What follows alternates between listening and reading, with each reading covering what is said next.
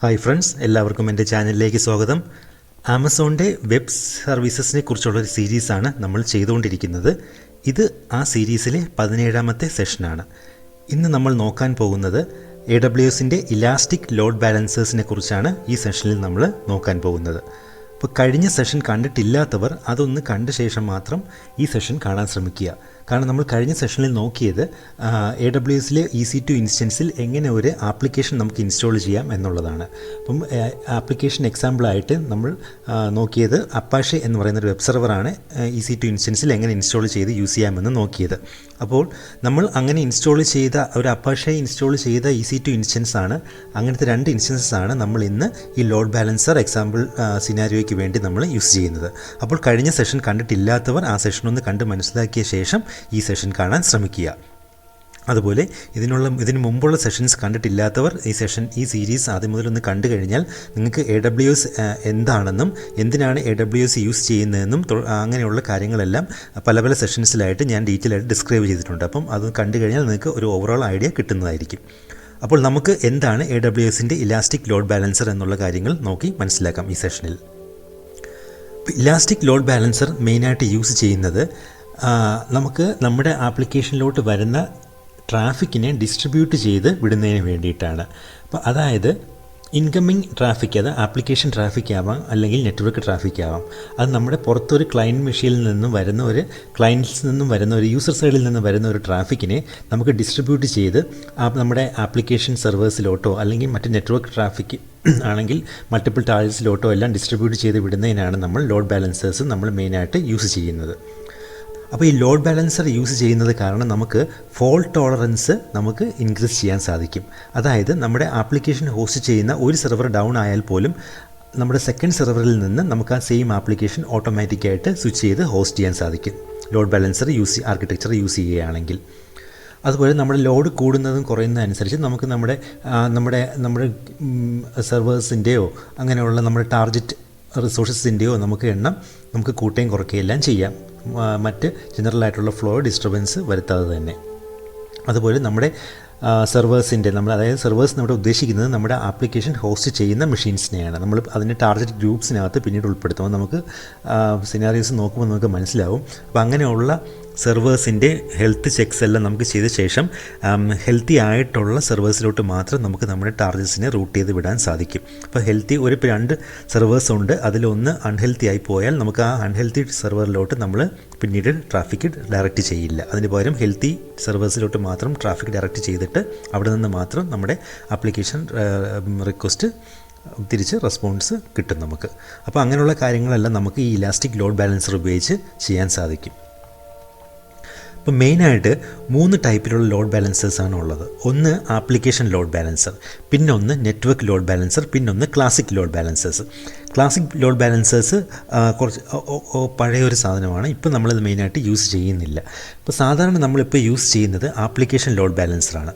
അപ്പോൾ application load balancer മെയിനായിട്ട് use ചെയ്യുന്നത് ഇപ്പോൾ നമ്മളിപ്പോൾ ഈ എക്സാമ്പിൾ നോക്കാൻ പോകുന്നത് പോലത്തെ ഇപ്പം ഫോർ എക്സാമ്പിൾ വെബ് ആപ്ലിക്കേഷൻസ്, അതായത് ഇപ്പോൾ ഫോർ എക്സാമ്പിൾ പറഞ്ഞു കഴിഞ്ഞാൽ ഇപ്പോൾ HTTP അല്ലെങ്കിൽ HTTPS എന്നുള്ള ഇങ്ങനെയുള്ള പ്രോട്ടോക്കോൾസ് എല്ലാം യൂസ് ചെയ്ത് വർക്ക് ചെയ്യുന്ന ആപ്ലിക്കേഷൻസിനെ ആണ് നമ്മൾ മെയിനായിട്ട് ആപ്ലിക്കേഷൻ ലോഡ് ബാലൻസർ വഴി നമ്മൾ കോൺഫിഗർ ചെയ്യുന്നത്.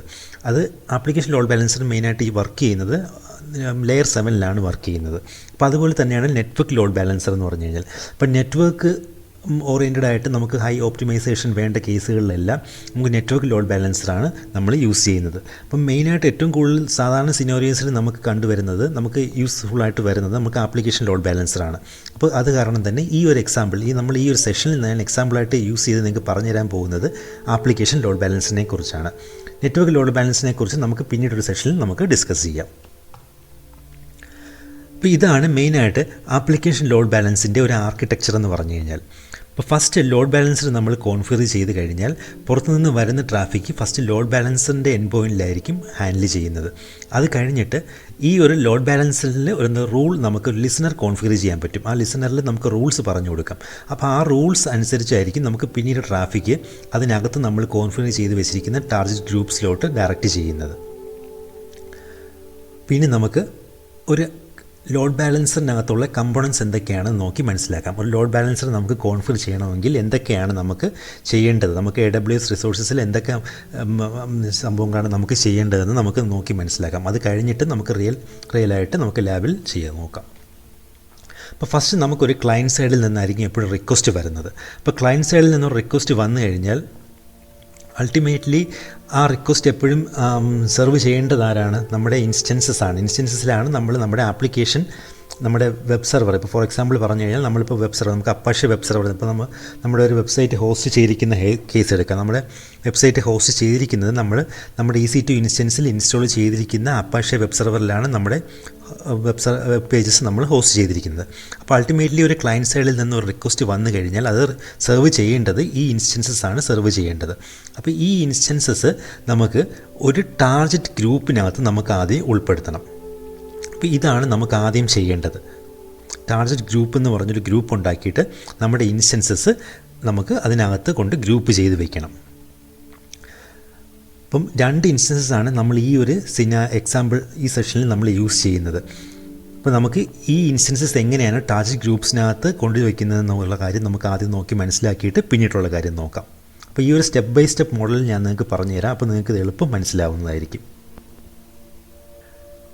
ഇതിപ്പോൾ EC2 ഡാഷ്ബോർഡാണ് നിങ്ങൾ കാണുന്നത്. നിങ്ങൾക്ക് ഇവിടെ കാണാൻ സാധിക്കും 2 ഇൻസ്റ്റൻസസ് ഇപ്പോൾ ഓൾറെഡി ഇവിടെ റണ്ണിങ് ആണ്. അപ്പോൾ ഈ 2 ഇൻസ്റ്റൻസസിലും ഞാൻ അപ്പാഷെ വെബ് സെർവർ ഇൻസ്റ്റാൾ ചെയ്തിട്ട് ഓരോ സാമ്പിൾ പേജസ് ഇവിടെ ഹോസ്റ്റ് ചെയ്തിട്ടുണ്ട്. അപ്പോൾ ഈ കാര്യമാണ് ഞാൻ കഴിഞ്ഞ സെഷനിൽ നിങ്ങൾക്ക് പറഞ്ഞു തന്നത്. ഒരു EC2 ഇൻസ്റ്റൻസിൽ എങ്ങനെ അപ്പാഷെ വെബ് സെർവർ ഇൻസ്റ്റാൾ ചെയ്തിട്ട് സാമ്പിൾ പേജ് എങ്ങനെ ഹോസ്റ്റ് ചെയ്യുമെന്നുള്ള കാര്യങ്ങൾ. അതുകൊണ്ടാണ് കഴിഞ്ഞ സെഷൻ കണ്ടിട്ടില്ലാത്തവർ അതൊന്ന് കണ്ട ശേഷം ഈ ഒരു സെഷനിലോട്ട് വരാൻ ഞാൻ പറഞ്ഞത്. അപ്പോൾ നമുക്കിവിടെ നോക്കാം. ഇപ്പോൾ ഇൻസ്റ്റൻസ് 1ൽ ഞാനൊരു സാമ്പിൾ പേജ് ഹോസ്റ്റ് ചെയ്തിട്ടുണ്ട്. അത് കാണുന്നതിന് വേണ്ടിയിട്ട് അതിൻ്റെ പബ്ലിക് IP എടുക്കുക. നമുക്കിവിടെ എൻ്റർ ചെയ്ത് നോക്കാം ബ്രൗസറിൽ. ദിസ് ഈസ് മൈ ഇൻസ്റ്റൻസ് 1 എന്ന് പറഞ്ഞൊരു സാമ്പിൾ പേജ് ഞാൻ അവിടെ ഹോസ്റ്റ് ചെയ്തിട്ടുണ്ട്. അതുപോലെ തന്നെയാണ് ഇൻസ്റ്റൻസ് 2 എന്ന് പറഞ്ഞൊരു സെർവറിലും ഞാനൊരു സാമ്പിൾ പേജ് അപ്പാഷയിൽ ഹോസ്റ്റ് ചെയ്തിട്ടുണ്ട്. ദിസ് ഈസ് മൈ ഇൻസ്റ്റൻസ് 2 എന്നും പറഞ്ഞിട്ട്. അങ്ങനെ 2 സെർവർ ഞാൻ 2 മെഷീനിലായിട്ട് ഇപ്പോൾ ഹോസ്റ്റ് ചെയ്തിട്ടുണ്ട് അപ്പാഷയുടെ. ഇനി നമുക്ക് ഈ 2 EC2 ഇൻസ്റ്റൻസസ് ഇത് രണ്ടിനെയാണ് നമുക്ക് പിടിച്ചിട്ട് ഒരു ടാർഗറ്റ് ഗ്രൂപ്പിനകത്ത് കൊണ്ടുചെന്ന് വെക്കേണ്ടത്. അപ്പോൾ അതിനു വേണ്ടി ആദ്യം ചെയ്യേണ്ടത് ഇവിടെ ലോഡ് ബാലൻസിങ് എന്ന് പറഞ്ഞൊരു സെക്ഷനുണ്ട്. അപ്പോൾ അതിനകത്ത് നിങ്ങൾക്ക് 2 ലിങ്ക്സ് കാണാൻ സാധിക്കും. ഒന്ന് ലോഡ് ബാലൻസേഴ്സ് എന്നും പിന്നൊന്ന് ടാർഗറ്റ് ഗ്രൂപ്പ്സ് എന്നും. നമുക്ക് ശരിക്കും ലോഡ് ബാലൻസേഴ്സ് എന്ന് പറഞ്ഞെടുത്ത് ഒരു ക്രിയേറ്റ് ലോഡ് ബാലൻസർ തന്നെ ചെയ്ത് ആ ഒരു ഫ്ലോയിൽ പോയി കഴിഞ്ഞാലും അതിനകത്ത് വെച്ചിട്ട് നമുക്ക് ടാർഗറ്റ് ഗ്രൂപ്പ് ക്രിയേറ്റ് ചെയ്യേണ്ട ഒരു ഓപ്ഷൻ വരും. അപ്പം അങ്ങനെ വന്നു കഴിഞ്ഞാൽ നിങ്ങൾക്ക് ചിലപ്പോൾ ഫസ്റ്റ് ടൈം ചെയ്യുന്ന കേസിൽ പറഞ്ഞു തരുമ്പോൾ നിങ്ങൾക്ക് കൺഫ്യൂഷൻ ആവാതിരിക്കാൻ വേണ്ടിയിട്ടാണ് ഞാൻ ആദ്യം നമുക്കൊരു ടാർഗറ്റ് ഗ്രൂപ്പ് ക്രിയേറ്റ് ചെയ്ത് വെച്ചിട്ട് പിന്നീട് നമുക്ക് ലോഡ് ബാലൻസ് ക്രിയേറ്റ് ചെയ്യാം. അപ്പോൾ നിങ്ങൾക്ക് കുറച്ചുകൂടെ മനസ്സിലാവാൻ എളുപ്പമാണ്. ശരിക്കും നമുക്ക് ഈ ഒരു സ്റ്റെപ്പ് ഈ ഒരു ലിങ്ക് മുതൽ ഫ്ലോ ചെയ്ത് തുടങ്ങിയാലും മതി. നമുക്കിത് അതിനകത്ത് ടാർഗറ്റ് ഗ്രൂപ്പ് ആ സമയത്ത് കവർ ചെയ്യുന്നതായിരിക്കും. അപ്പോൾ നമുക്കിപ്പോൾ ആദ്യം ടാർഗറ്റ് ഗ്രൂപ്പ്സ് നമുക്ക് ആദ്യം ക്രിയേറ്റ് ചെയ്യാം. അപ്പോൾ അതിന് വേണ്ടിയിട്ട് ആദ്യം create target group option click ചെയ്യുക. അപ്പോൾ നമുക്കിവിടെ ടാർഗറ്റ് ഗ്രൂപ്പിനൊരു നെയിം കൊടുക്കുക.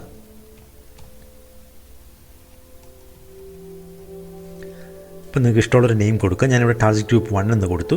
പിന്നീട് നമ്മുടെ ടൈപ്പ് എന്ന് പറയാം, നമുക്കിവിടെ ഇൻസ്റ്റൻസസ് ആണ് ടാർഗറ്റ് ഗ്രൂപ്പിനകത്ത് നമുക്കിപ്പം ഇൻക്ലൂഡ് ചെയ്യിക്കേണ്ടത്. അപ്പോൾ ഞാനിവിടെ ഇൻസ്റ്റൻസ് സെലക്ട് ചെയ്തു.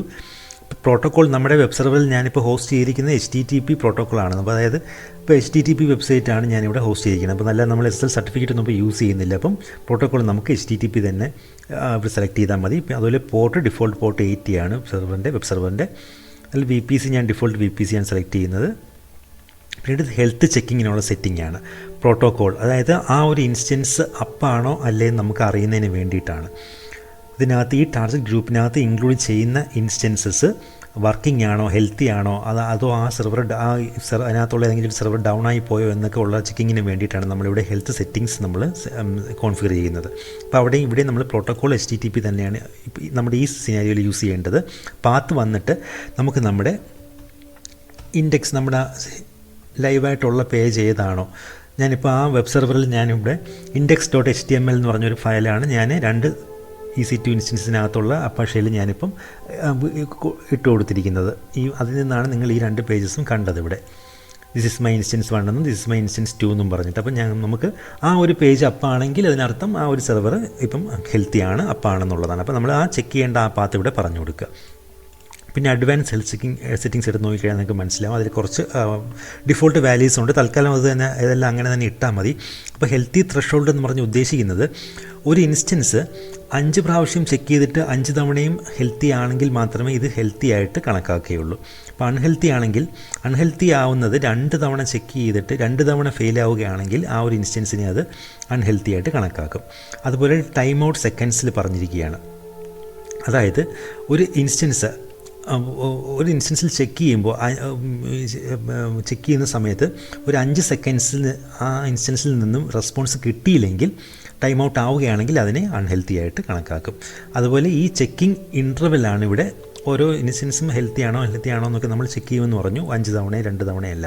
അപ്പോൾ അങ്ങനെ ഓരോ ടൈമിലുമുള്ള ഓരോ ചെക്കിങ്ങിൻ്റെയും ഇടയ്ക്കുള്ള ഇൻ്റർവെല്ലാണ് 30 എന്ന് പറഞ്ഞ് കൊടുക്കുന്നത്. ഇതെല്ലാം നമുക്ക് ഇഷ്ടമുള്ള അനുസരിച്ച് വേണമെങ്കിൽ കുറച്ചൊക്കെ അങ്ങോട്ടും ഇങ്ങോട്ടും മാറ്റി കൊടുക്കാം നമ്മുടെ ആപ്ലിക്കേഷൻ സിനാരിയോസ് അനുസരിച്ച്. അപ്പോൾ തൽക്കാലം നമുക്ക് ഡിഫോൾട്ടായിട്ട് ഈ വാല്യൂസ് തന്നെ ഇട്ട് പോയാൽ മതിയാവും. അപ്പോൾ ഇത്രയും പാരാമീറ്റേഴ്സ് നമ്മളിവിടെ കോൺഫിഗർ ചെയ്ത ശേഷം ക്രിയേറ്റ് കൊടുക്കുക. ഇപ്പോൾ നമ്മളൊരു ടാർഗറ്റ് ഗ്രൂപ്പ് ക്രിയേറ്റ് ചെയ്തിരിക്കുകയാണ്. Protocol HTTP port 80. അപ്പോൾ ഇങ്ങനൊരു ടാർഗറ്റ് ഗ്രൂപ്പ് എന്ന് പറഞ്ഞാൽ ഞാൻ ഈ കാണിച്ചതുപോലെ ഒരു നമ്മളൊരു ഫ്രെയിംവർക്ക് ഞാനിപ്പോൾ ക്രിയേറ്റ് ചെയ്തു. ഇനി ആ ഒരു ഫ്രെയിമിനകത്ത് നമ്മുടെ ടാർഗറ്റ്സിനെ ഇൻക്ലൂഡ് ചെയ്യിക്കണം.